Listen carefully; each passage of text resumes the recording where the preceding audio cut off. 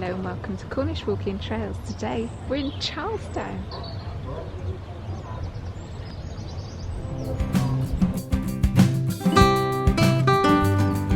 Paradise private beach. I see land, Captain! I think it be Charlestown. We're in Charlestown today. We're going to take a look at how it developed. Why is it here? Who developed it?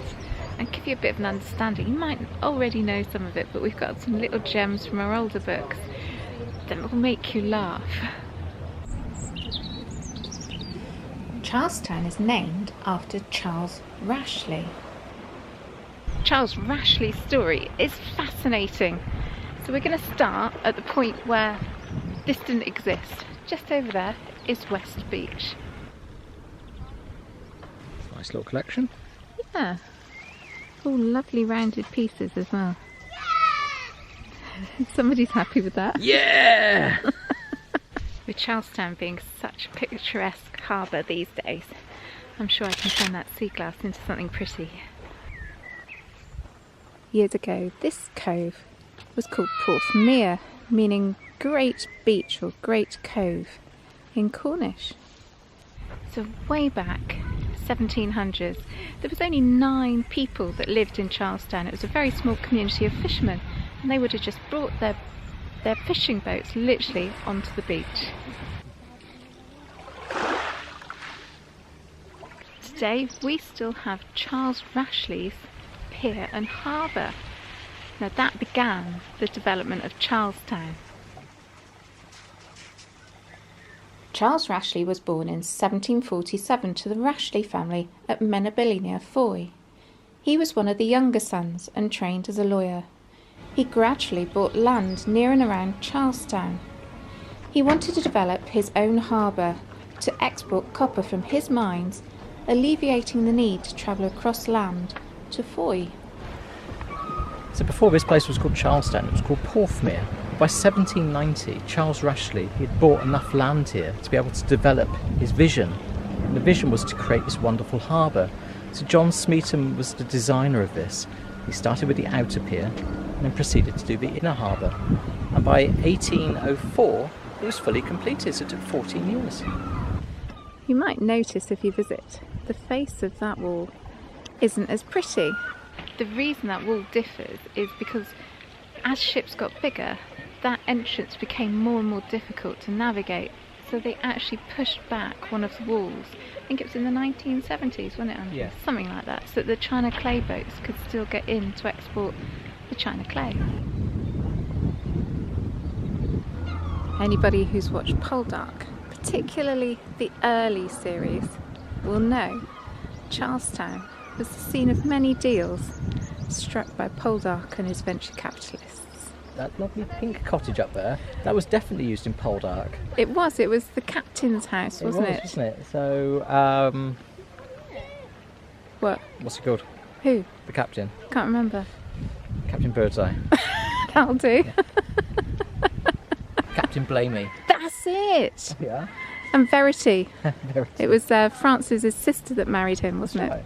It's very picturesque today, isn't it? It's gorgeous, isn't it? And it's been used in many a film. Yes, from Doctor Who to Poldark. Yeah, it was in The Eagle Has Landed. One of Andrew's favourite films. Oh, it's a brilliant film. So this place portrayed Alderney, I think, on the Channel Isles. Yes, and I think your favourite scene is when the guy crashes through the pier window. Oh, yes. Yeah, I wonder if I can get a clip of that. There's an Irish chap in that, right, and he goes into the pub here, and the locals don't like him much. And he exits the pub out the window there. Reenact that. Yeah. The Pier House Hotel. Yes. But it's been used in Alice in Wonderland. Oh, was it? Yeah, the Tim Burton one. Yes. And many. I'll have to have a think. I'm sure it's been used in more than a... Oh, Bait. It was used in Bait, wasn't it? It was. Which was a recent film. Yes.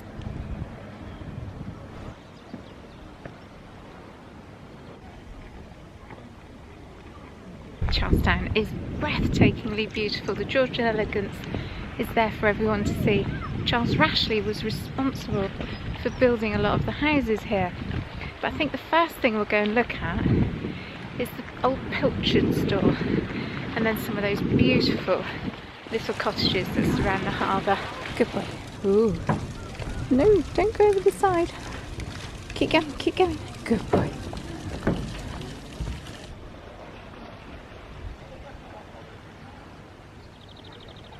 So this used to be the pilchard cellar. It's now a rather splendid holiday let. But this is where they used to process the pilchards by the million. And they used to, at one point, feed the Cornish, but we also used to export them to Italy. So they needed to be processed quickly, salted, put into barrels and stored. Whilst we're here, let's go and film the Old Public Loo. When I was a child, this used to be the loo in Charlestown. You can see why they converted it. Look at that view.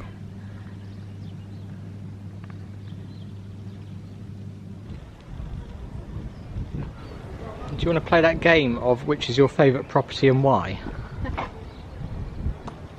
I quite like this one. That's what I'm going for. I'm going for that one. They've revealed, they've taken all the plasterwork off. It's gorgeous, isn't it? And I do like the colour combination, the grey, slate and blue windows look very pretty. I like the fact you don't have to walk very far to post a letter.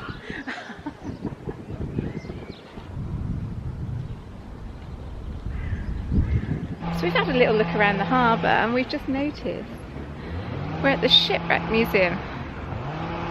We are. Do you want to go and have a look? I'm going to navigate our way. Let's go and take a look in the museum.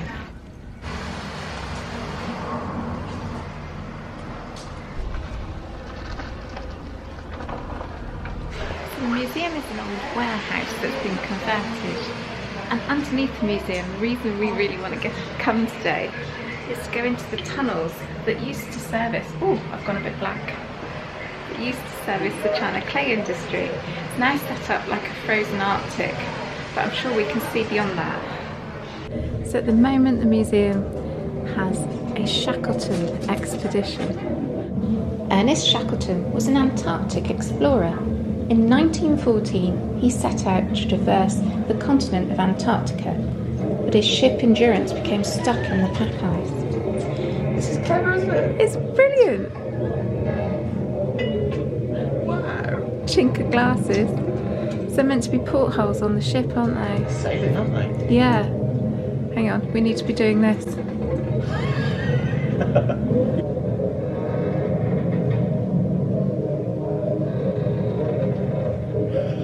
Look at this. Where are we going? This wonderful exhibition charts the loss of endurance, but also the remarkable story of survival and rescue. Worsley and I got a cream. He disappeared altogether in the falling water and came out gasping. Illuminating smoke-grimed faces and heat from the blubber stove helped to ward off the ever-present cold. Seal and penguin, cut up very finely and fried with a little seal blubber. And there it remained, only the perfect contemporary. Wow, you can't help but be impressed, can you? They've recreated it so well, haven't It's they? You actually feel brilliant. you're part of his crew. Yeah, Amazing. and I love the voices, the actors. Brings it all alive, doesn't it? It At does. 6:30 There we a.m. go. I thought I heard a steam whistle. I dared not be certain. We're not going to ruin it for you. You must But I come here. knew It's that the men brilliant. at the whaling station. These tunnels are amazing, aren't they? Yeah, it's extraordinary. So you can actually see where the actual tracks would have been. And that's a point there, just behind Yeah. our hairy mutt. Yeah, here. That's it. So one would have gone that way, That way. and one would have gone that way. So this would have been wagons full of China clay just before they were loaded onto the ships, isn't it? Yes, yeah. So one possibly came from the dry and one possibly came from the pit. Well, it would have been an incredibly busy place, isn't it? But the idea behind this was that it was then done underground. It wasn't getting in the way of the busyness and the above, horses. isn't it? And there's a loop. No man had ever penetrated the mile from the coast of South Georgia at any point. But it's no more than 17 geographical miles. Are you alright? Yes. What are you doing? I was being a truck. You were being full a of China truck. clay going to the harbour. You were being a truck. Yeah, like this. Wrapped in through the tunnel.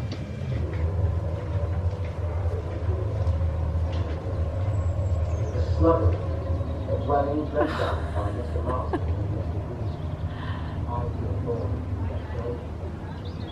Okay, so this is part of the exhibition. And here's Charlestown Harbour.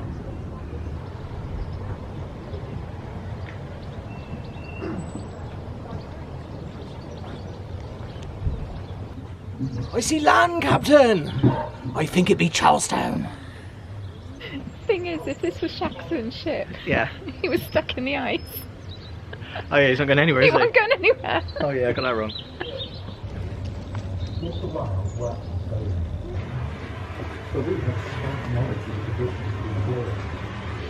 I feel like a big kid. Love it. Are we going out here? Yeah. I can't get past you. It's a bit steep.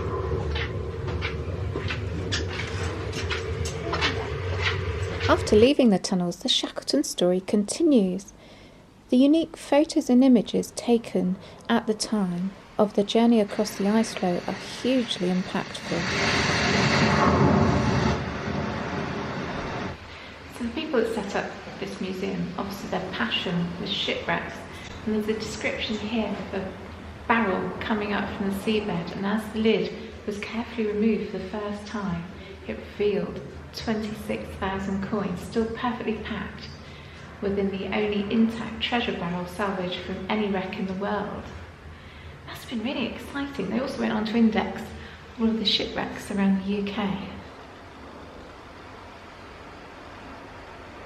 There's a huge quantity of artefacts in here. Cornish wrecks, UK wrecks. Amazing. I'm learning things I never knew.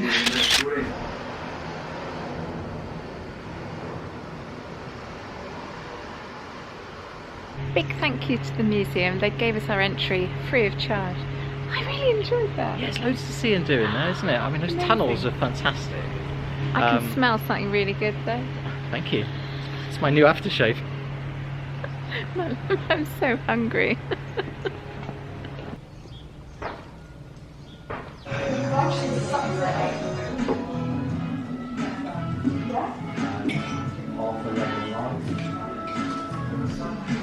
Gluten-free burger? Yeah.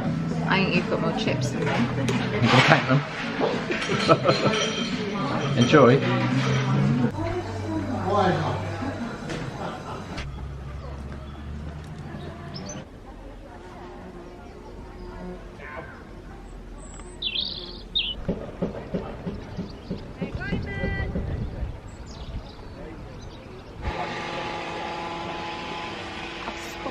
Yeah, he's shorter than that though. He's a very tiny man. There was a slight problem with the harbour when it was first built. They didn't quite get it right. What they found, that water was gradually seeping out through the lock gate, and they'd wanted to keep water level high so that they could unload and reload ships. And with the water level sinking, it was a bit of a problem. So they came up with an ingenious plan. It was quite an amazing feat, really. 5 miles away at Luxillian Valley, they took a leat. They started to build a leat that brought water to 2 reservoirs here in Charlestown. And just here is where they flow into the harbour to maintain that water level. I've got something to say to you, and it'll make you go, "Caw!" Okay. Right? Did you know that in 1999 they filmed Mansfield Park here? Yeah, and they released a flock of doves. And the doves that you see coming around here today are offspring from those doves. There were so many. The doves stayed.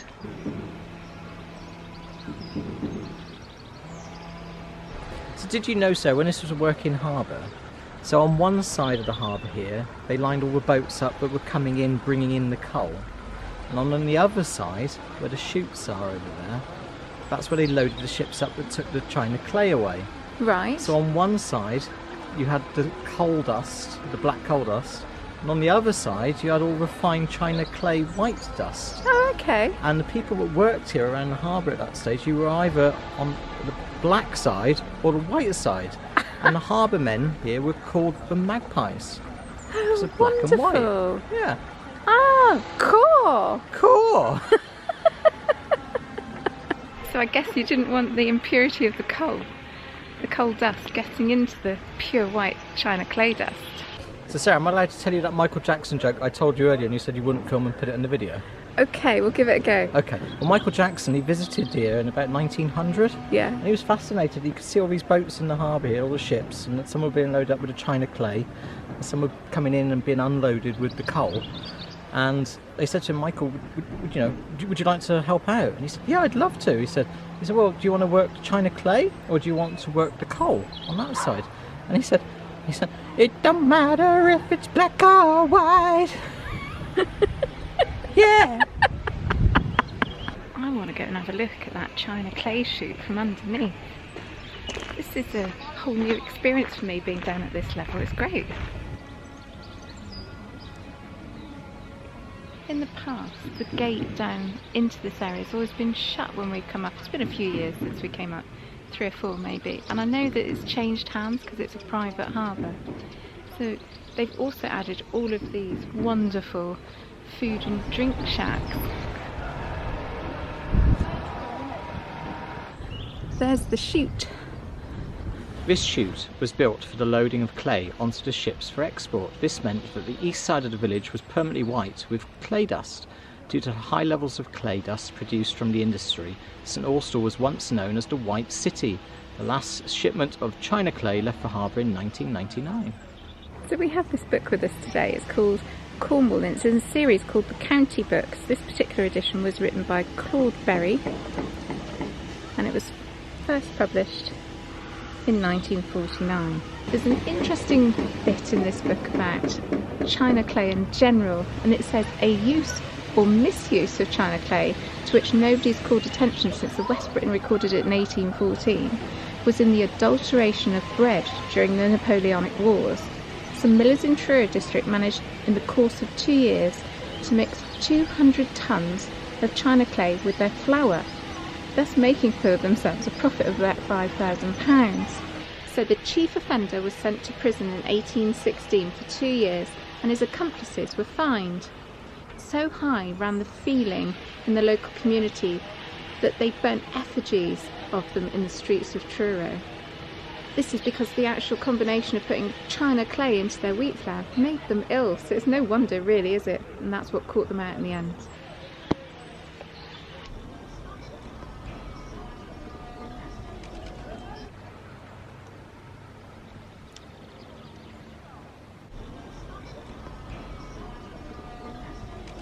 Yeah, so Sarah, Yeah. we spoke about how Charlestown has been used in the past as a film location. Yeah. But you alluded to on the beach at the start that Charles Rashleigh's story would make a good film.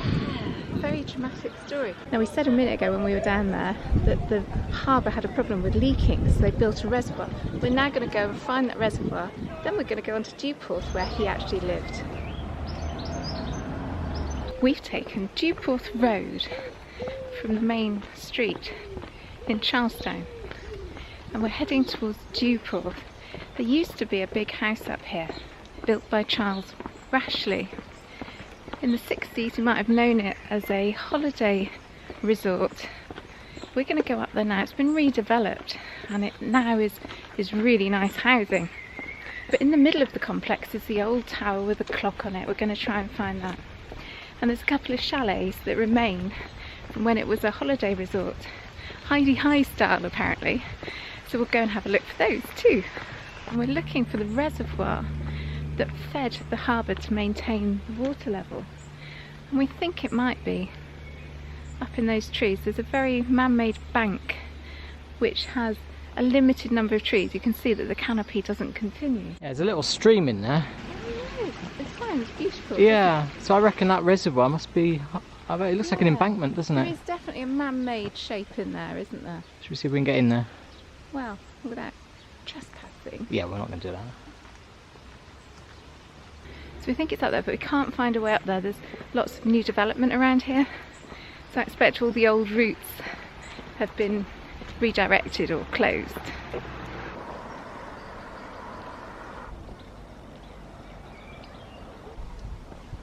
Lots of really beautiful houses. Brand new, nicely spaced apart. So we're going to start looking for the old clock. It's on the tower that used to be part of the Duporth estate. Not sure where it is. I'm sure we'll get lost in the process. I think we've seen it. It's just a question of getting there now. So there, behind me, is Charles Rashleigh's clock tower. It's in the middle of a development now, down lots of narrow alleyways. Not sure if we're meant to be in here or not, are you? Oh, well, it's being developed, isn't it? There's nothing to say we can't come in here, but there are signs saying there's no access anymore to the coast path through here. Yeah. So if you want to get onto the coast path and you go through Charlestown or you go to Porthmear. Yeah. Yeah. So we're going to try and find our way out of here now. There's supposed to be a couple of chalets that they retained from when this was a holiday park as well. Do you think we can find them? We'll have a look. Dog's whining as well now.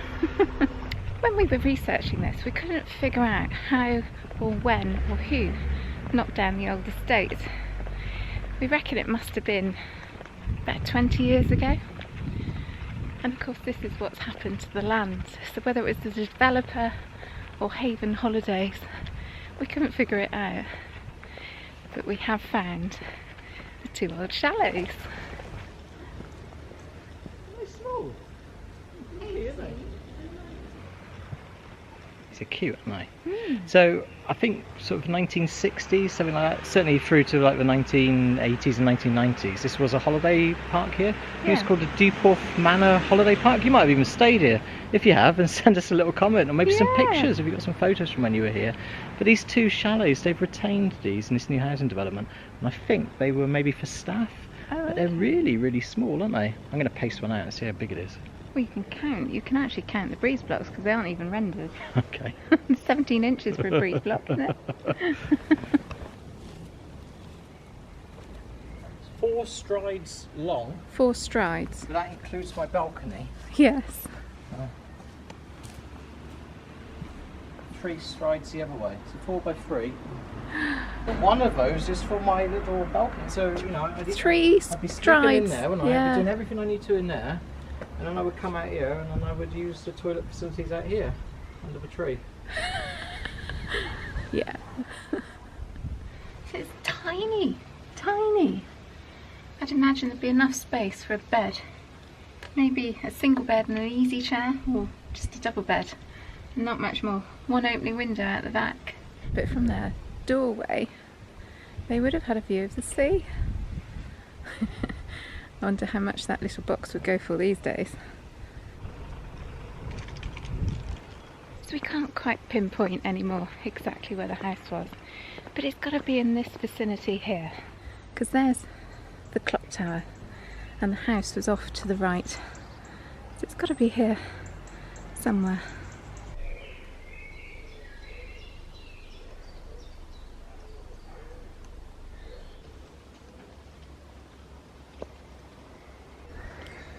In a really pretty woodland, climbing yet another hill, and the housing estate is down there.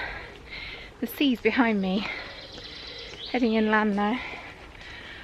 Ooh, steep, pretty bluebells, but we can't find any evidence anywhere of the footprint of the old building, so it must have all gone. Has he found something? Let's go and ask. I always find it quite amazing how old architecture and footprints like that, of big things that you think are fairly permanent, can be wiped out. I think we have found something of the old estate. Obviously we found the clock tower, but look. Part of the old wall for the estate here. Perimeter wall. Yeah. Okay. So it would have been in here where these houses have now been built. Okay. I'm going to turn the camera around. So it would have been. This is the back of it, effectively. Yes. And the front bits are around that side. Can we go through the gate? Yeah, I don't see why not. No. Have a quick look at it.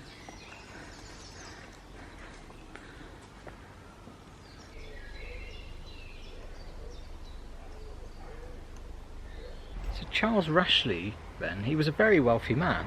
Yes. But there was a twist in this story, wasn't it? Because when he died, he was pretty much in poverty, wasn't he?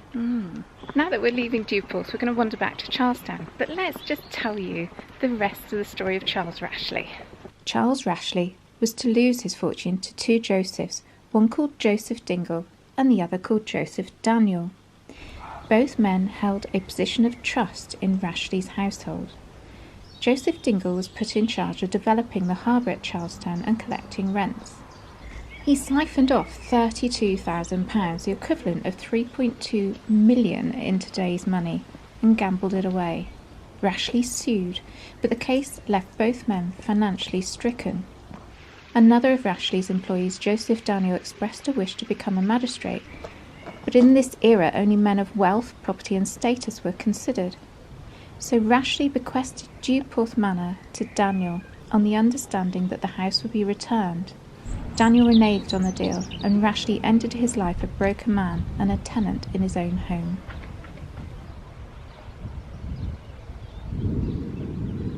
And finally, something that really makes me giggle. Here, it's a row of houses called 11 Doors. It's private, no pedestrian access, seems very exclusive, you're just not allowed down there. Let me show you this. This is the same street that you can see the windows line up with this house here on the left. So why did this make you laugh so much, Sarah? Well, now that we've established it's the same street, the caption on this photograph says 11 Doors Lane, now housing. Very nice housing, which was once the place where sailors found ladies of the night. I wonder if they know. Oh, really?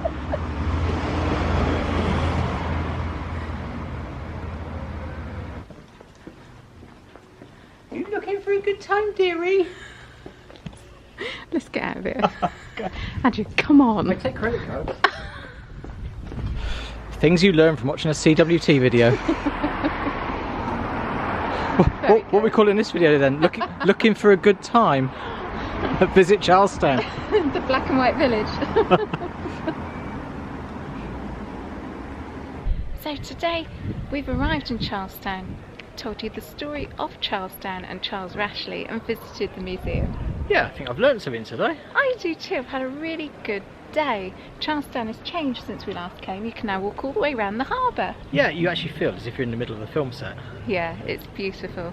But we went to the Shipwreck Museum today as well, and we've not been in there before, and it's really quite interesting. There's lots to see and do, and I love those tunnels. I love the Shackleton display. Well worth a visit. I see land, Captain. I think it be Charlestown. And then we went to try to find Charles Rashleigh's house up at Duporth, but we found the chalets. Yeah, and I've learnt something that we couldn't find his house. So we hope you've enjoyed the video, and until next time we'll say bye for now. Bye!